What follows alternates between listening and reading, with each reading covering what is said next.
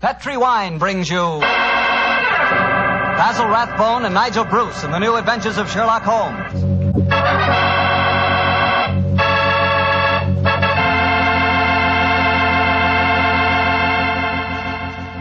The Petri family, the family that took time to bring good wine, invite you to spend the next half hour listening to Dr. Watson tell us another exciting adventure he shared with his old friend, that master detective, Sherlock Holmes. And I'd like to tell you about something you ought to share with your family before dinner. And that's Petri California Sherry. Because Petri Sherry can make that time before dinner a high spot in your day. That Petri Sherry is a truly fine wine. Its color is a deep amber, rich and inviting. And the wine is wonderfully smooth and full-bodied. Flavor, a swell. Honestly, I mean it when I say the best beginning a good meal ever had is a glass of Petri Sherry. Oh, and look, if some of your family like their sherry dry, not sweet, they'll really like Petri Pale Dry Sherry. So to be sure you please everyone, don't buy one, buy two. Buy the regular Petri Sherry and Petri Pale Dry Sherry. And be sure you look for those letters P-E-T-R-I, because they spell the proudest name in the history of American wines, Petri.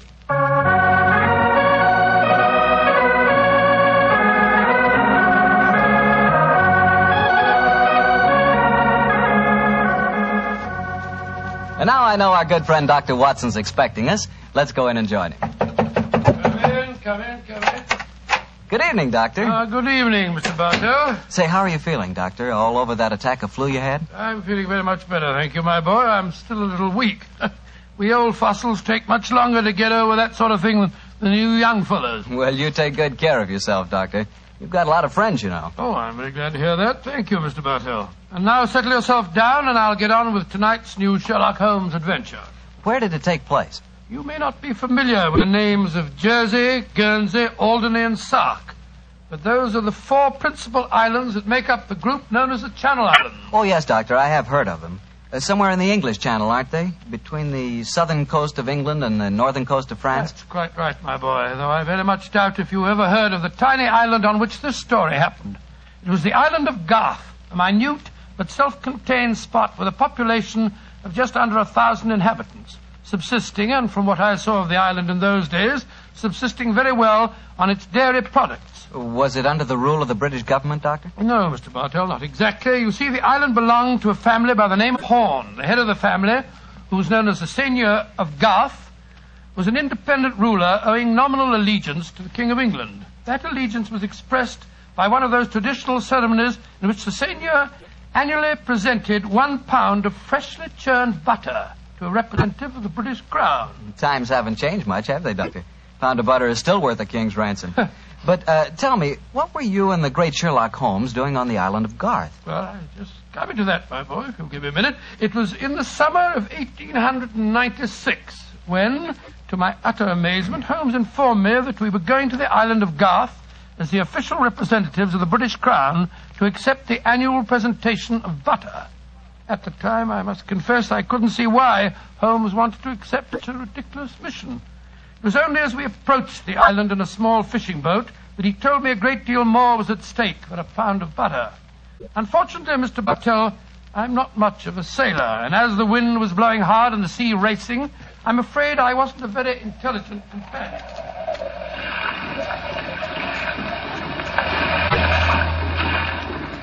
Cheer up, Watson. We'll soon be there. I hope so. I feel wretched, Holmes. I must say the whole trip seems utterly ridiculous to me.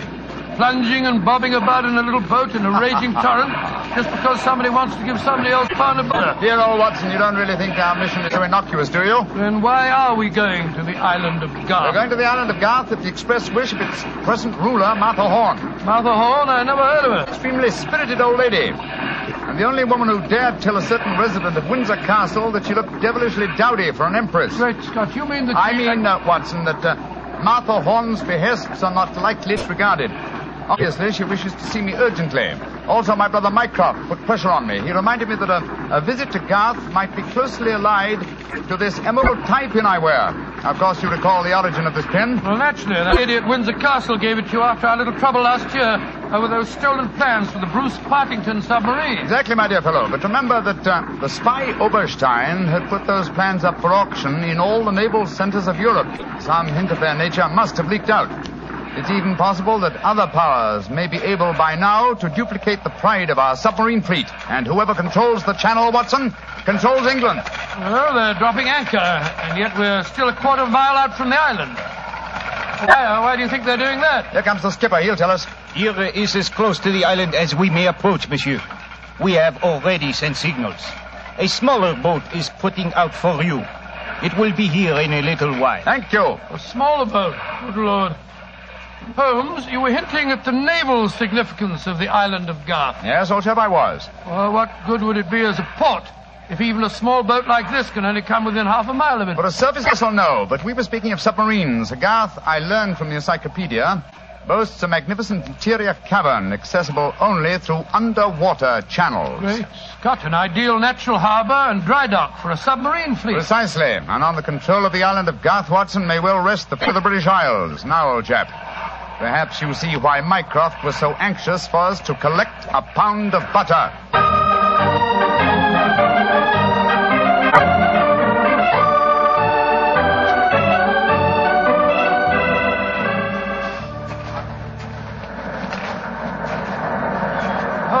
Doesn't it seem wonderful to be on land again? First the fishing smack, and then that wretched little rowing boat.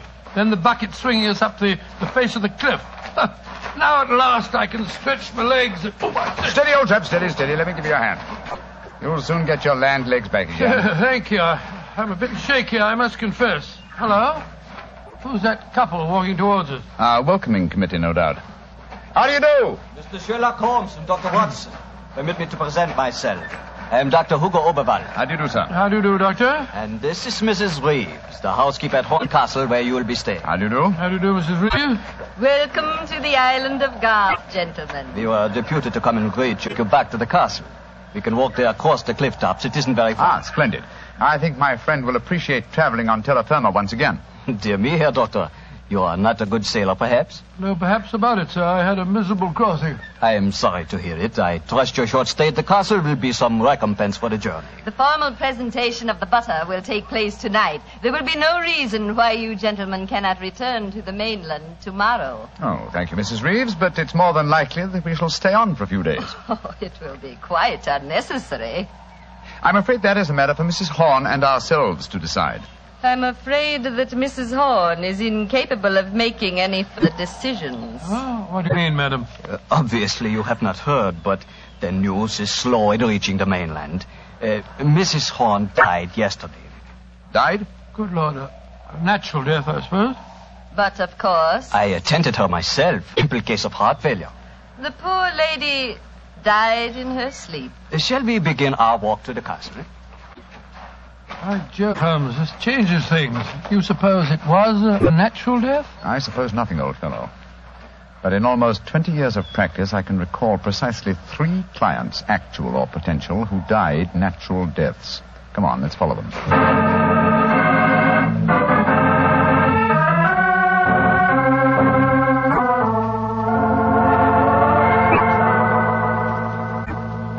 Mr. Sherlock Holmes, Dr. Watson, this is Mr. Christopher Horn, grandson of Mrs. Horn and the new ruler of Garth. How do you do? Hello. How do you do, sir? It's very nice of you fellows to come over here.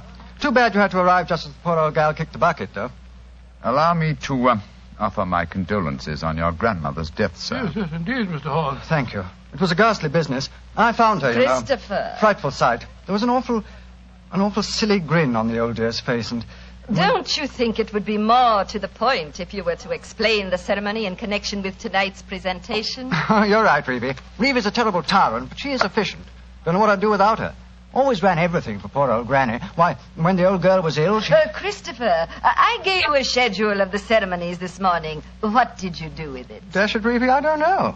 Must have missed it. Well, I have my own copy in the study. I swear I don't know what I'd do without you. Excuse us a moment, gentlemen. I'll be back in a jiffy.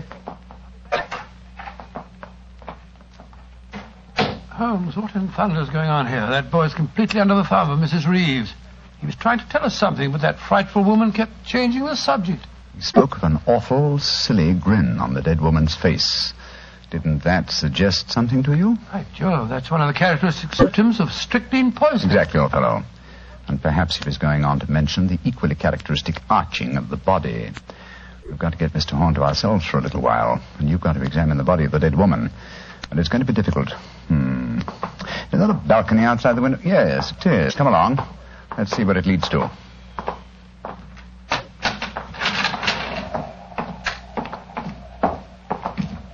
The balcony seems to lead right round this particular wing of the castle. Must have served as a lookout in the olden days. I wish the balcony were a little wider. Must be a sheer drop of a couple of 100 feet down to the rocks below. Yeah. Hello. These must be the windows of the room adjoining the one we just came out of. Let's go a little closer, shall we? We may be able to find out something. Can you see anything? Yes. They're in there. Mrs. Reeves and the boy. She's leaving the room. Now's our opportunity. I'll tap on the window. He sees us. He's coming to open it. What are you two doing out there? Admiring the view? Yes, my boy, it's quite beautiful. Mr. Horn. Yes, Mr. Holmes. I was a great admirer of your grandmother. And I was interested in what you were telling me of her death. She had a grin on her face, you said. Yes, it was awful. Her body was all hunched up like a croquet hoop. Really? Of course, Dr. Oberwald said it was perfectly all right, but I must say it seemed dashed odd to me. Yes, it was far from all right, I assure you. And you started to say something else. What was it? Let me see. You said, when she was ill... Oh, yes, that was a silly business. When she was ill, she thought she was in danger from poisoning, so she made Mrs. Reeves taste all her food and drink. Did she really? Where is your grandmother's body now? In the West Wing. The funeral's to be tomorrow morning. I see. Where did Mrs. Reeves go? I'm here on the balcony behind you, gentlemen, listening to your conversation with the greatest interest. Christopher, let me warn you. These men are the emissaries of the British government. They would stop at nothing to take the island over. These men are trying to influence you against me, against Reevy, who has looked after you ever since you were born, and who tries to protect you now that your grandmother has gone and you are alone. Yes, I know, Reevy, but after all... That is your pride as the head of the Horn family, the Seigneur of Garth. The Garth that I'm trying to save for you. This man is completely unscrupulous. He was about to accuse me of murder. Weren't you, Mr. Sherlock Holmes? The thought had occurred to me, Mrs. Reeves. Of course it had, because you wished to poison Christopher's mind against me. Well, Mr. Holmes, we have no police on the island of Garth. Our only law is the word of the Seigneur, and Christopher now holds that title. Seigneur, what do you say? Will you allow an Englishman to blind you by accusing me of being a murderess? Mr. Holmes, Dr. Watson, I shall meet you at the ceremony tonight. Beyond that, I don't care to speak to you again. Good day. A shame to spoil your plans, isn't it, Mr. Holmes? Well, upon the soul. Magnificent, Watson. Magnificent. A murderess who seeks to defeat me by accusing herself. Superb. It's a new game, my dear fellow, and one that must be played to a finish.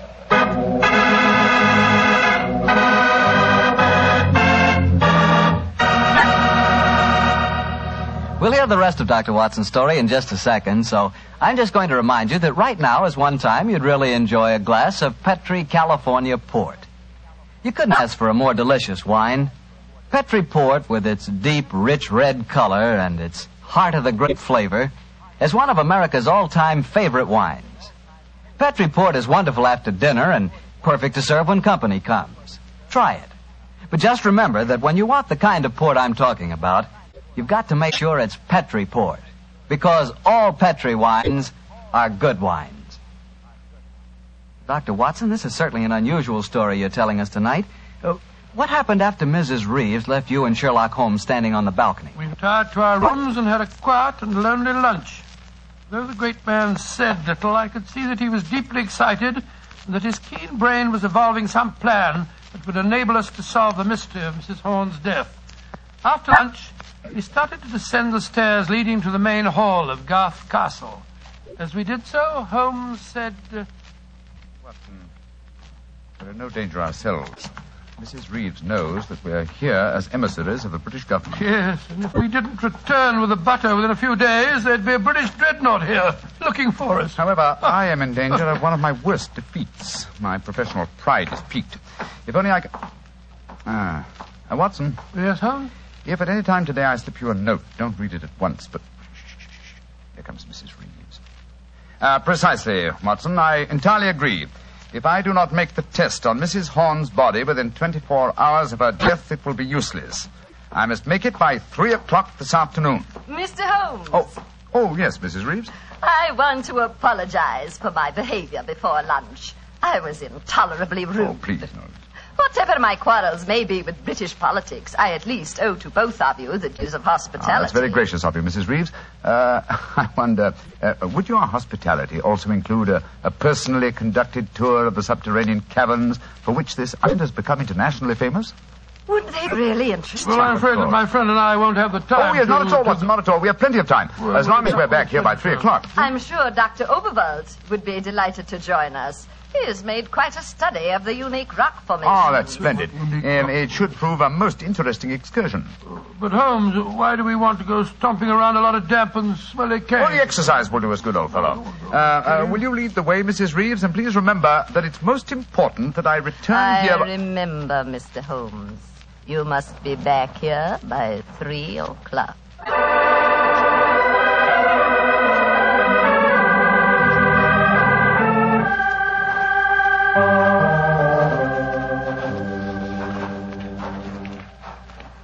A little further, Mr. Holmes, and we shall reach the giant cavern. Most interesting. Watson and Dr. Oberwald seem to have lagged behind us somewhat. They will be here in a moment.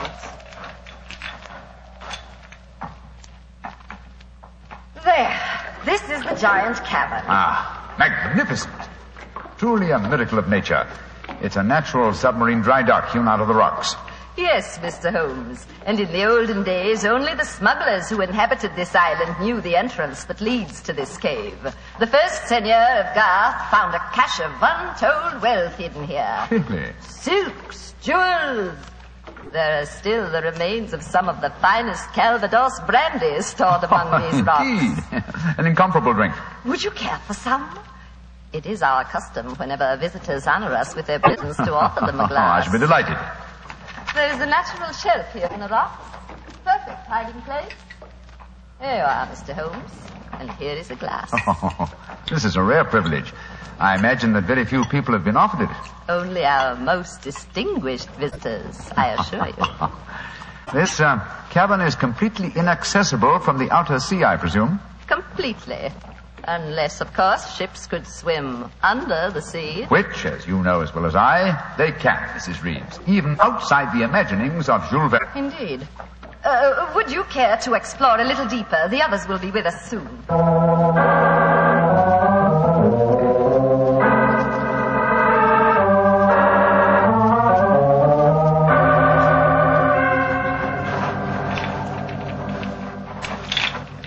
Dr. Oberwald, the others seem to be some way ahead of us. Yes, they do, don't they, Doctor? Holmes?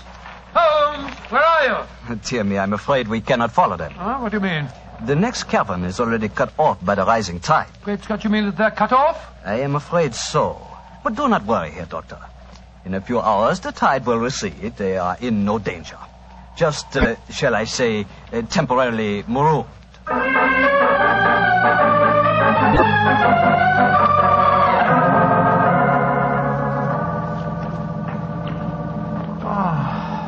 I can't understand it. I'm getting confoundedly sleepy. I'm so sorry. I'm afraid that we stayed here longer than I intended. I fear that we are cut off by the tides. Cut off? For the tide? We're in no danger. In a few hours, we should be able to return. But I'm afraid I cannot get you back at 3 o'clock, which was the time I promised. But it's vital. Absolutely vital that I get back. I'm so sleepy. But please keep talking. I must keep awake.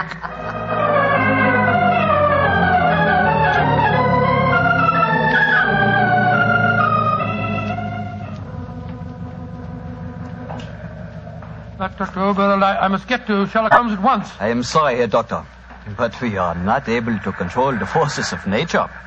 We cannot force the water to recede. Your friend is in no danger. No, but he's got a most important test that he must make by 3 o'clock. I am afraid that will be impossible. I've got to do something. I should have come to these blasted caves in the first place. I don't know what on earth I ought to do. By Jove, that note that Holmes gave me. He told me to open it if... where did I put it? Ah, here it is. A note from Mr. Sherlock Holmes, eh? Vital make medical test. Great Scott, Dr. Overall, it's absolutely necessary for me to come to the castle at once. Indeed. A note from Mr. Sherlock Holmes, and now it is most important that you return to the castle. No, my fine English friend. I am afraid I cannot allow you to. Oh, I don't know how you propose to stop me, sir. You see this revolver? And do you see this stick? I warn you, Herr Doctor. Oh, no, you don't. I'm sorry you can't hear me, Dr. Overville, but when Sherlock Holmes gives me orders, I carry them out.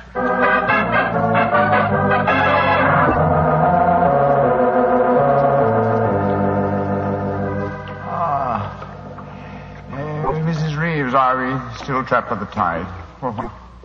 What time is it? 5 o'clock. I'm afraid that you will be a trifle late for your important appointment. What a pity. You deliberately trapped me here. You drugged the brandy and kept me a prisoner. Did I? Now, why should I do that, Mr. Holmes? Because you're greedy of power. That's obvious in your domination of that pleasant though weak young man who is now Senor of Garth. I'm sure your beliefs would find support in certain ideologies now arising in Germany. Your choice of a German doctor as an accomplice in your plans would support that theory. And what might my plans be? I should say that you're determined to give Garth as a submarine base to Germany. With this island in their power, they could control the channel.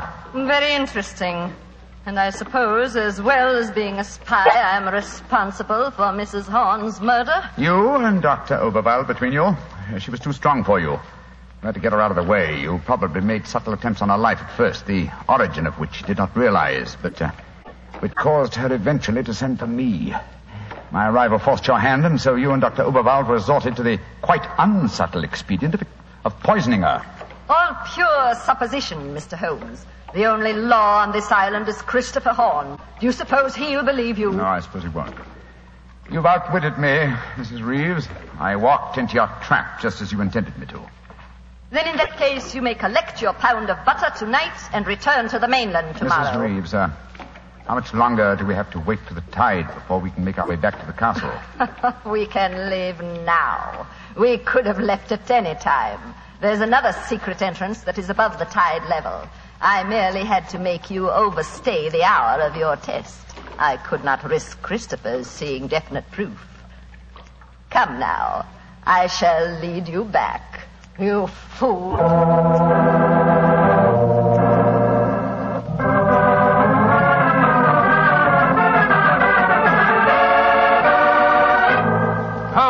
Holmes, where have you been all this time? Mind that, Watson. Did you open the note? Yes.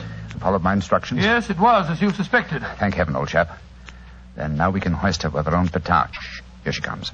I'm glad to see, gentlemen, that you have assembled here in the seigneur's room. The ceremony of presenting the butter traditionally takes place here. As soon as Christopher arrives, we will explain our customs in this matter. Dr. Watson, I trust that Herr Oberwald proved an interesting companion on your excursion this afternoon. Yes, indeed, most interesting. We had a discussion of the relative merits of the walking stick versus the revolver. I think I was able to make my argument fairly convincing. Where is Dr. Oberwald now? I imagine he's lying down. He had all the symptoms of impending headache when I saw him last. Why are you smiling, Mr. Holmes? What's been going on? I'm afraid, Mrs. Reeves, that your plans have misfired rather badly. As soon as Mr. Horn arrives, I expect you will be under arrest for murder and high treason. Christopher would never believe you. Wouldn't I? Mrs. Reeves, you poisoned my grandmother. Christopher, what lies have these men been telling you? You're the one that's been telling me lies. I believed you when you said you'd been tasting the old lady's food. But when Dr. Watson showed me the results of his test this afternoon, it was as clear as daylight. But the tests could prove nothing after 24 hours had passed. You said so yourself, Mr. Holmes. A deliberate lie, Mrs. Reeves. I'm afraid that I invented that mythical 24-hour test. I knew that as soon as I mentioned it, you would attempt to prevent my carrying it out. So I was delighted when you fell into my trap. You thought that you were shanghaiing me, whereas in reality I was shanghaiing you. My job is to prove your guilt to the senor. With your dominant presence away from the household, it was easy for Dr. Watson to make his test. You devil. You knew all the time. Well, of course I did. But I had to deceive you. I'm glad my performance was sufficiently convincing. By the way, Mrs. Reeves, the drugged brandy was dreadfully clumsy. You didn't drink it home? Why, of course I didn't. But it was very unflattering to me that Mrs. Reeves thought I might. Mrs. Reeves, you realize what this means, don't you? I'm going to ask these gentlemen to take you and Dr. Oberwald back to the mainland with them tomorrow. And stand trial in a British court? Never. I was born on the island of Garth. I have lived here all my life, and I shall die. What are you up to? Stop! She's going out on the balcony. One day, Garth will belong to Germany. One day, the whole world will belong to Germany. Goodbye, you meddling fool. Goodbye. Great Scott, she's gone. It must be a couple of 100 feet to the rocks below. What a dreadful thing. I still can't believe she was a murderess and a traitor.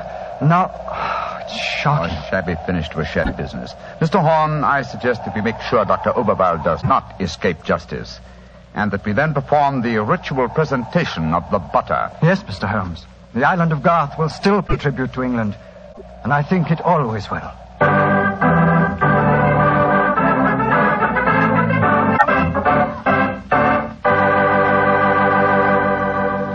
Well, Doctor, that was some story. So Germany didn't get the island of Garth after all. No, Mr. Bartell. In fact, in after years, the island proved to be an invaluable submarine base for England. Say, what about the pound of butter? Did Holmes get it? Oh, yes. But why are you so interested in the butter? Are you kidding? In our house, butter is our second most favorite topic of conversation. Your second most favorite? Well, what's your favorite topic of conversation? Remember, you asked me. Petri wine. Oh, as if I didn't know. Doctor, that Petri wine is something to really talk about. You know, the Petri family has been making wine for generations. Why, the art of making fine wine is their heritage, handed down from father to son, from father to son. Believe me, when it comes to turning luscious, sun-ripened California grapes into fragrant, delicious wine, the Petri family really knows how. And they're proud of their wine, too. That's why the name Petri on a bottle of wine really means something. It's the personal assurance of the Petri family that every drop of that wine is good wine. It ought to be, because Petri took time to bring you good wine. Well, Dr. Watson, what new Sherlock Holmes adventure do you have lined up for us next week? Next week, Mr. Bartell, I'm going to tell you a story that took place on the Sussex Downs many, many years ago. It concerns a young girl, a painter in watercolors, and a very wise old lady. I call it The Adventure of the Living Doll.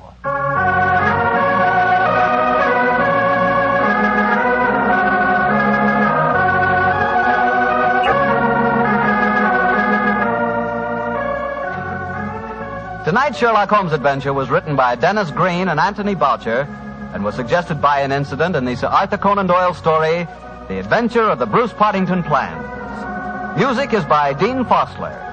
Mr. Rathbone appears through the courtesy of Metro-Goldwyn-Mayer, and Mr. Bruce through the courtesy of Universal Pictures, where they are now starring in the Sherlock Holmes series.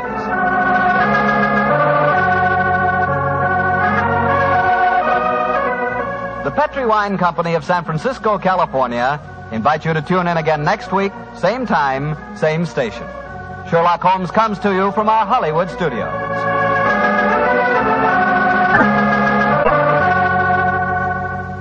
This is Harry Bartell saying goodnight for the Petri family.